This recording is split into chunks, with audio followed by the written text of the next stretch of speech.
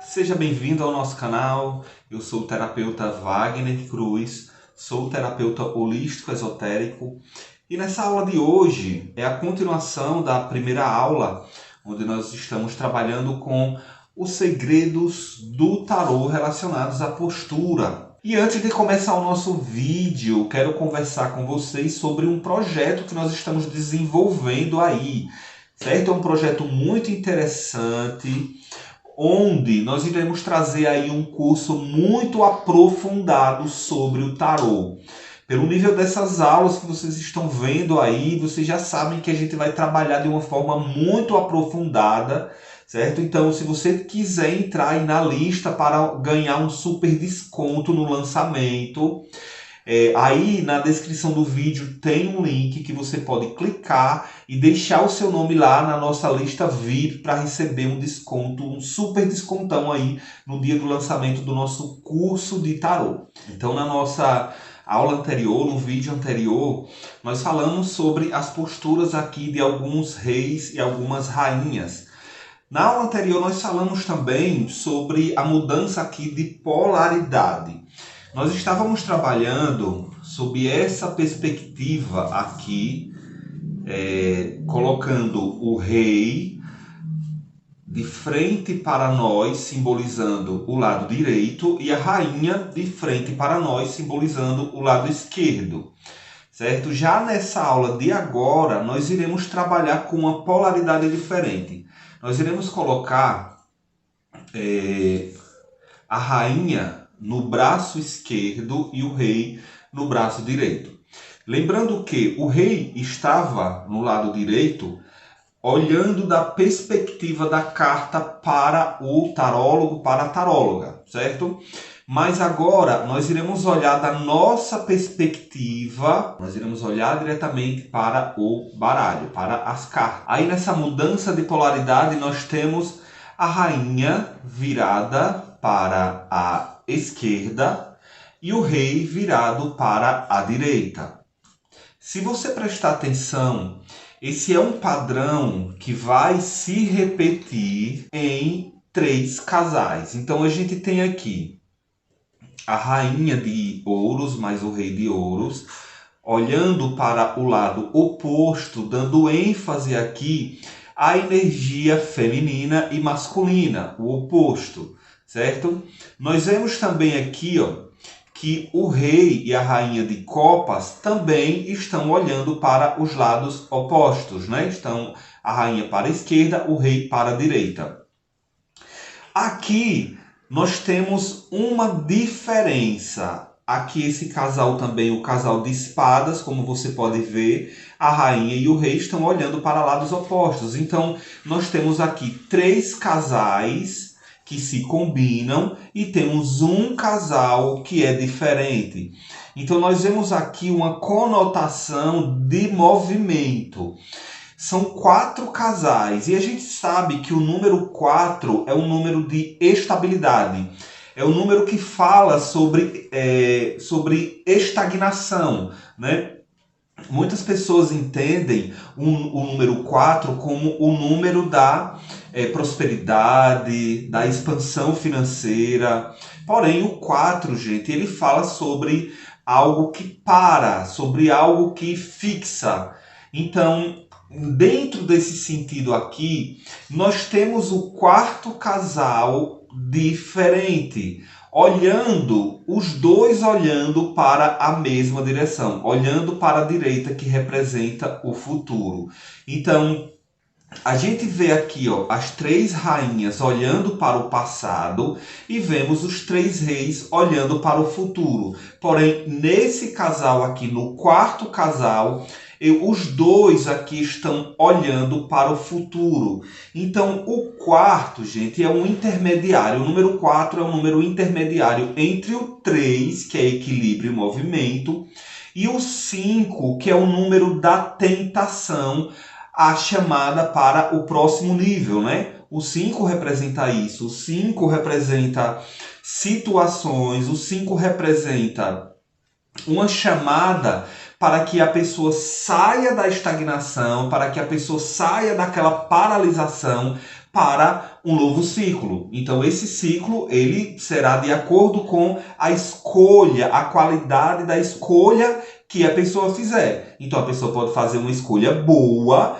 né? Porque o 5 é um número de conotação sexual também, é um número que fala sobre luxúria, sobre prazer, sobre gastar, sobre esbanjar, sobre ostentar, né?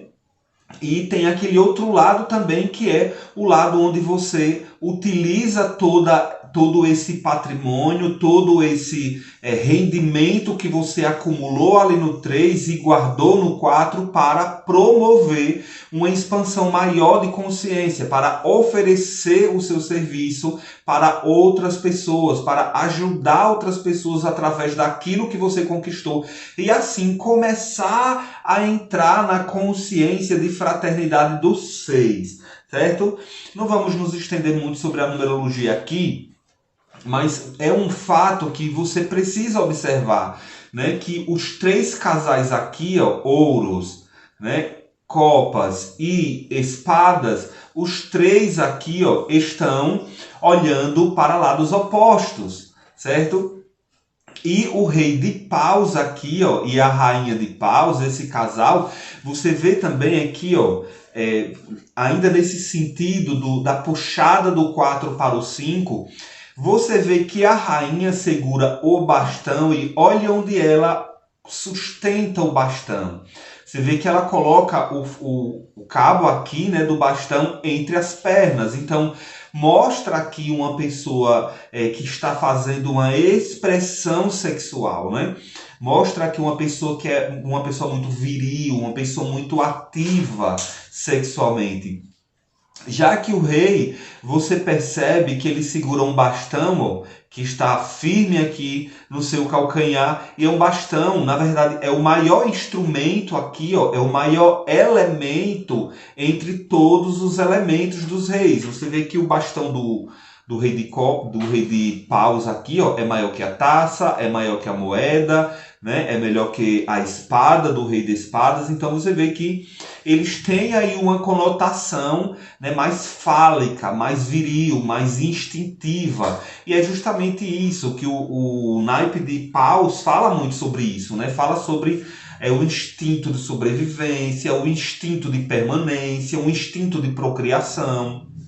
Então você vê que esse casal aqui de paus, eles já estão olhando para o 5, ou seja, eles já saíram da inércia e da oposição e dos atritos, da discordância dos outros casais.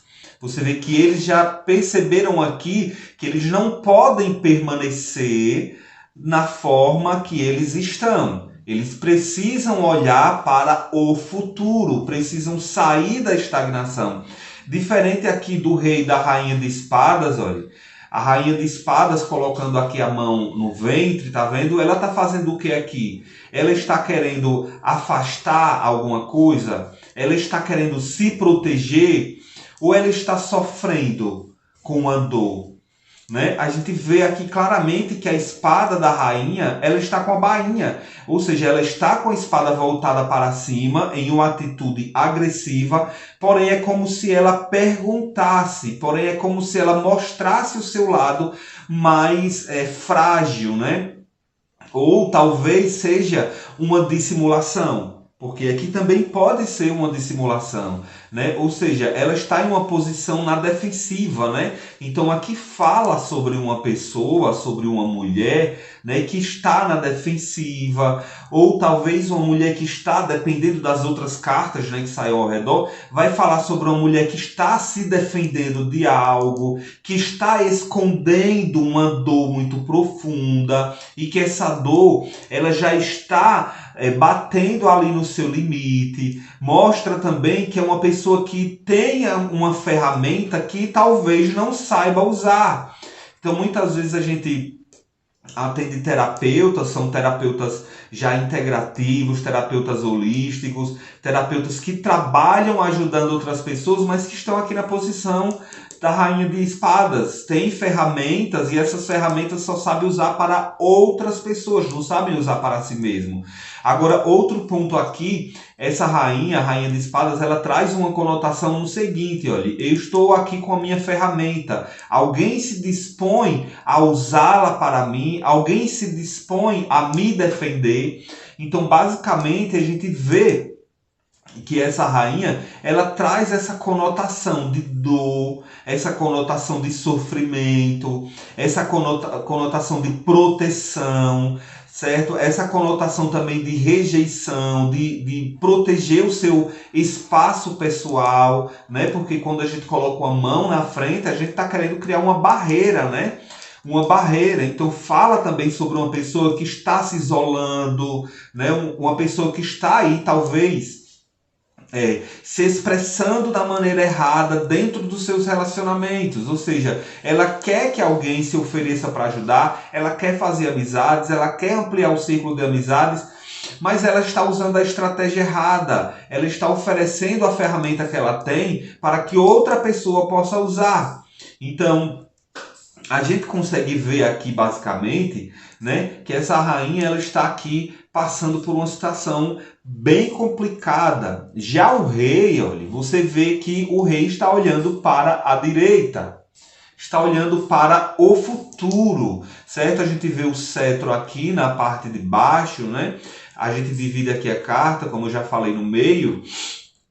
E a gente vê que o cetro aqui ou será um punhal, né? A gente vê aqui, ó, que é fino. Então, em algumas interpretações, aqui é um punhal. Eu costumo interpretar aqui como um cetro, né? Como o cetro de dominação. Então, você vê também que o rei de espadas, ele traz uma conotação aí de guerra, né? Se você observar as vestimentas dele, você vê, ó, que ele traz ombreiras aqui, né? Diferente dos outros reis, ó. Tá vendo? Que não tem, o rei de paus também tem ombreiras, ó. Então a gente tem aqui 2 com ombreiras e 2 sem ombreiras, né? O 2 trazendo aí também a recepção, né? A receptividade. Voltando aqui ao cetro do rei que está na parte de baixo, né? A gente também pode observar o seguinte, olha, que o rei de espadas e o rei de paus são pessoas jovens. São homens aparentemente mais jovens do que a rainha e mais jovens também do que o rei de ouros e o rei de copas. Como a gente já vê aqui, ó, que o rei de ouros já tem uma barba branca, uma barba grande, né? O rei de copas ainda é um rei mais velho que o rei de ouros. A gente dá para perceber aqui, ó, dá para verificar através da expressão do rosto, né? E da barba. A gente percebe aqui esse sinal, né? Aqui mostra um rapaz já, um rei mais novo, mais jovial, mais viril, talvez mais impulsivo. Talvez falar aqui de uma pessoa mais, de um homem, né? Mais impulsivo, de um homem mais que pensa de forma mais determinada e prática, mais rápida, talvez, né? Aqui você vê que ele também é novo, ele não tem barba, então é um rei jovem, né? Remetendo tudo isso. Porém, a diferença entre a postura dos dois reis, desses dois reis que são mais novos, é essa. É que o rei de espadas, ele está com os pés voltados para a esquerda, ele está apoiando um pé no outro. Então, isso significa que é uma pessoa que analisa bem o passado antes de tomar qualquer decisão. Já o rei de paus, ele está olhando para o futuro, ele tem um pé aqui virado para a direita, né, para o futuro, mas tem um pé voltado aqui para o passado. Então, o que isso significa? Significa que ele está pronto para encarar novos desafios ou significa que ele sente uma insegurança em relação à bagagem pessoal? Então, você vê aqui, ó, que ele esconde algo, certo? Ele está escondendo alguma coisa e mostra também essa dualidade na capacidade de decisão. Porém, a gente vê aqui o terceiro braço dele, né, ou o terceiro dedo dele, ou um instrumento que direciona a vontade, né, está apontando aqui para o pé direito, para o futuro. Então você já percebe aqui, ó, que existe um conflito entre o passado e o futuro. Então ele está tendo dificuldade na escolha, diferente aqui, ó, do Rei de Espadas, certo? Diferente do Rei de Espadas, que ele se apoia no passado, na bagagem que ele adquiriu, talvez no campo de batalha, através das dificuldades da vida. Então, a gente vê aqui essa mesma problemática, ó, no rei de copas, certo? A gente vê que os pés aqui, ó, do rei de copas também está mostrando uma flutuação. Flutuação no sentido de dúvida. Ele olha para o futuro, mas os pés dele estão voltados para o passado. Então, isso traz a conotação o quê? Eu já tenho experiência, sabedoria suficiente para encarar novos desafios, porém esse braço desse cotovelo dele aqui virado para a direita, né, virado para o futuro, mostra que ele quer ainda conquistar algo, que ele sente que existe algo ainda incompleto, que ele precisa realizar. Então esse sentimento de bondade que vem aqui do Rei de Copas, ele muitas vezes está concentrado ali na família, nas pessoas que estão ao redor. Às vezes quando é um empresário, quando é uma pessoa que tem comércio, é uma pessoa que trata bem ali os seus colaboradores, uma pessoa que presta atenção na história de cada pessoa, uma pessoa mais afetuosa, certo? Então ele quer, de certa forma, conservar esses valores que ele traz aí do passado, certo? Então eu creio que a gente já falou bastante aqui sobre os reis e as rainhas. Eu acredito, gente, que ficou bem claro aqui para vocês sobre essa questão de postura. Então, para não ficar muito longa, nós vamos trazer agora o sentido dos cavaleiros. Veja só, gente, os cavaleiros se relacionam com os reis, certo? Porque o cavaleiro é aquele que vai, o cavaleiro é o rei transformado, o rei evoluído.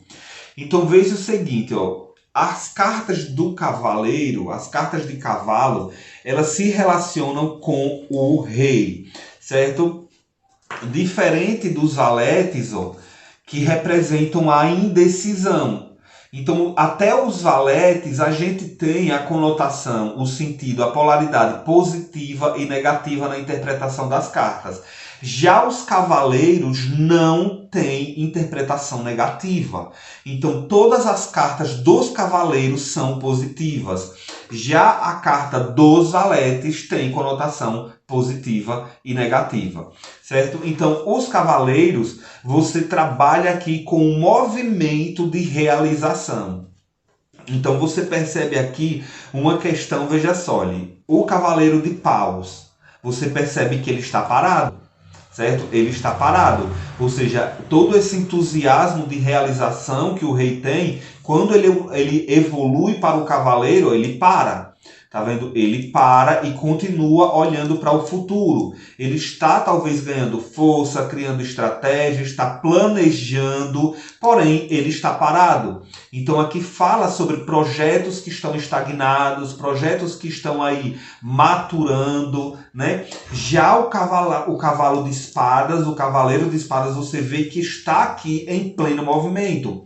Porém você percebe que o trajeto do cavaleiro de espadas aqui subindo. Então você vê que o cavalo está aqui, ó, a todo vapor. A espada dele está para frente, ou seja, ele está diante de uma situação, diante de uma batalha.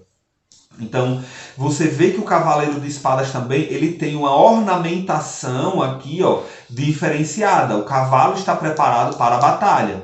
Então você vê que o rei de espadas, por mais que ele enfrente aqui uma situação complexa, né, uma situação aí de dificuldade, ele está em movimento crescente, certo? Aqui também, o cavalo, nessa posição que a gente está, o cavalo ele pode falar sobre um retorno aos valores primordiais, certo? A batalha para reencontrar sua essência, mas é sempre de forma positiva, certo? Aqui no cavalo de ouros, você também vê, ó, que a A égua, né, que é a besta do cavalo de ouros aqui, ó, ela também está em movimento, mas você já vê que é um movimento meio já, sabe? Quando ainda está a galope, diferente aqui, ó, do cavalo que está a todo vapor. Aqui o cavalo de ouro já está mais lento, já está mais devagar, mas diferente do cavalo de paus que está parado. Já no cavalo de copas, a gente vê aqui uma marcha, né? A gente vê aqui uma marcha, uma representação, né? O cavalo ele está aqui andando em um terreno muito íngreme e mesmo assim ele não perde a sua maestria. Não é um cavalo, é uma besta, né? Ele não perde aí a sua maestria, certo? Ele cavalga com força, com vigor, ele sabe o que ele representa, né? Ele traz toda uma bagagem, né? Porque o cavalo de copas é o rei evoluído, né? Ele conserva aí os seus valores, né? Ele conserva a sua bagagem pessoal e ele cavalga com maestria. Aquela pessoa que gosta de ostentar, aquela pessoa que gosta de mostrar o que tem, é aquela pessoa que é sempre positiva, que está sempre disposta a ajudar todo mundo. Então, aqui a gente vê, né, já tem uma visão, eu estou falando bem rápido, gente, para não ficar muito longo, né? Então a gente já tem uma visão muito clara, né, do cavaleiro. Aí quando a gente vem aqui para os valetes, estão relacionados à rainha, certo? Então os valetes, eles trazem aqui, ó, uma conotação de dúvida, de incerteza, de ir ou não ir, de ser ou não ser, de ter ou não ter. Então você vê aqui que o valete, ele tá sempre, olha só aqui o valete de ouros, olha, ele tá com a moeda. Ele coloca no bolso ou ele mostra para todo mundo? Já o de copas aqui, ó, ele tira a tampa da copa, mas cobre a tampa. Vou mostrar o conteúdo ou não vou mostrar? A gente sabe que o valete de copas, né, que o naipe de copas representa o sentimento, as emoções, né? Então você vê que aqui, ó, ele tá com uma coroa, né? Com a coroa aqui deve ser de flores, né? Diferente dos outros que estão com chapéus. Olha, o de ouros e o de espadas estão com o chapéu no formato de 8, né? Já esse outro aqui, o valete de paus, né? Ele não sabe se ele levanta o bastão, se ele deixa o bastão no chão. Sabe aquela pessoa que em artes marciais que fica girando o bastão? Então, ele está basicamente aqui sem saber se apresenta o bastão para cima, se apresenta para baixo. Ele sabe para onde ir, mas ele não sabe o que fazer. Já o valete de espadas, ele não sabe se luta, ele não sabe se guarda a espada, ele está segurando a bainha, ó, e segura a espada para cima e segura a bainha. Ele está tirando ou colocando. Ele quer ir para um lado ou ir para o outro. Então é uma incerteza. E levando em consideração, gente, que o valete de espadas sempre, pelo menos em minhas jogadas, e gente, tudo que eu estou falando aqui é uma interpretação, uma visão pessoal minha. Então, sempre que aparece o valete de espadas, fala sobre traição, fala sobre pessoas falsas, sobre pessoas fingidas, pessoas mal intencionadas. Eu não gosto do valete de espadas. Não tem jeito, eu não gosto do valete de espadas. Toda vez que aparece o valete de espadas numa jogada, eu não gosto. Não gosto porque é sempre uma coisa muito negativa, certo? Então, como vocês já podem perceber aqui, né? Trazendo aí tudo que eu falei na aula anterior e tudo que eu já falei anteriormente aqui nessa aula, você vai trabalhar com a postura do personagem, certo? Você vai trabalhar com a observação dos membros do corpo do personagem. Você também vai observar o que eles trazem nas mãos. Você também vai observar o terreno. Por exemplo, aqui, ó, no valete de ouros, você vê que o terreno é totalmente diferente, tá plano, né? Então tá falando aqui o quê? Eu guardei um tesouro, eu escondi um tesouro. Eu devo permanecer aqui vigiando o meu tesouro ou eu devo ir, certo? Eu devo guardar ou devo gastar? Ou devo mostrar a todos? Então você vai observar, ó, aqui já está em um terreno acidentado, né? Caminhar em um terreno acidentado, a gente sabe que tem subidas e descidas, não é plano, né? Aqui foi plano artificialmente, ele guardou alguma coisa, ele escondeu alguma coisa, então ele está escondendo. Certo? Aqui no Valete de Paus você vê que o terreno também é muito íngreme, certo? Íngreme não, acidentado, né? Quer dizer, íngreme é o terreno do cavaleiro de espadas, né? Aqui no cavaleiro de paus é muito acidentado. Então você vê aqui que para ele chegar a tomar uma decisão, para ele chegar aí a um terreno mais plano, ele vai ter que batalhar muito, ele vai passar, na verdade, por muitas situações para que ele tome uma decisão de se transformar na rainha, né? Porque o Valetes o estágio anterior para se transformar em rainha, certo? Aqui a gente não sabe, na verdade, se é um homem, se é uma mulher. Esse outro aqui também a gente não sabe se é um homem, se é uma mulher, se é um hermafrodita. Na verdade, eu levo sempre o valete como um hermafrodita, né? É alguém que está aí entre os dois sexos, porque ele vai se transformar na rainha.